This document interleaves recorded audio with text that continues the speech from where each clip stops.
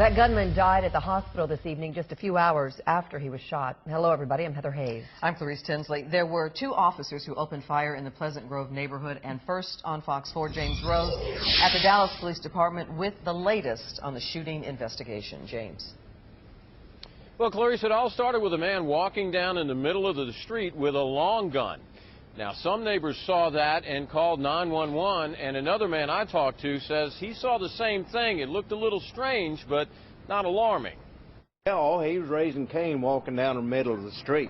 Robert Hester saw the man that got into a fatal confrontation with police in this Pleasant Grove neighborhood just minutes before officers arrived. He got hollering, "What's going on here? What's going on here?" And so I didn't pay much more attention to it. Hester says he does not know the man. He was starting to walk down the middle of Cassaville, and he had a gun pointed down toward the street, but he was just carrying it like it's not up, but he was just carrying the gun down, and he come down here and turned the corner here. Other neighbors called 911 and police responded just after 3:30 p.m. When they arrived, a witness flagged them down and informed them that an individual was walking in the street. They gave loud verbal commands for him to drop his weapon. However, the individual continued to walk toward the officers, carrying a weapon, and he raised the weapon toward the officers. The officers, fearing for their lives, then fired upon the individual. From Sky 4, you can see the scene spans roughly a half a block.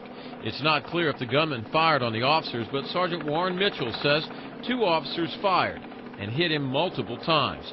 He later died at Baylor Hospital. Investigators marked his long gun on the scene. Hester says he had just gone inside to change clothes when all of a sudden I hear, bam, bam, bam, bam. And so I come back and I said, knew something was going to happen.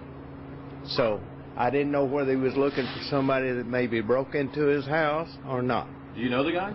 No, I have no idea. So did he appear threatening to you? No, none whatsoever. What more do we know about the gunman, James? That gentleman didn't know him, but was he from the neighborhood? Do other neighbors know him? Well, you know what's interesting, Clarice, is I've been to a number of these police-involved shootings. Now, when this happens, typically someone comes running up on the scene and says, that's my brother, that's my uncle, that's my friend, that's someone I know. That didn't happen this time.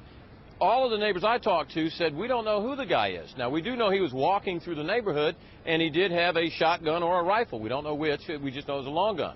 So it was a little unusual that nobody came up and said, yeah, we know who he is. And no identification on him at this point.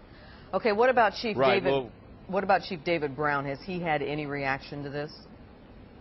I'm sure he's being briefed, perhaps as we speak. He typically likes to gather the facts and know concretely what he's dealing with before he comes out to make a public statement, and I would guess that's exactly what he's planning on doing. And in situations like this, officers like to have the backup of dash cam video. Do we know if that video is available in this case?